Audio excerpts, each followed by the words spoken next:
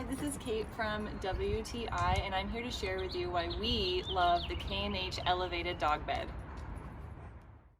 This dog bed also comes in various sizes. As you can see, we got the extra large for our dog breed, as he weighs between 125 and 130 pounds, but the mesh and material are very durable that when he goes to sit on it, it does not sag or stretch at all.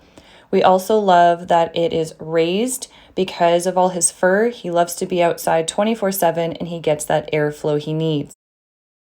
You can also use this dog bed as training purposes if you want them to have their own place or to stay.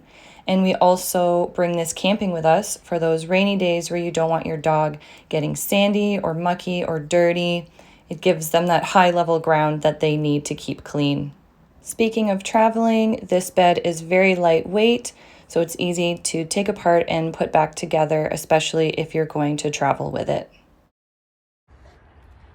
Hope you enjoyed this video. We know you'll enjoy the elevated dog bed as much as Riggins and I do, and that's my point of view.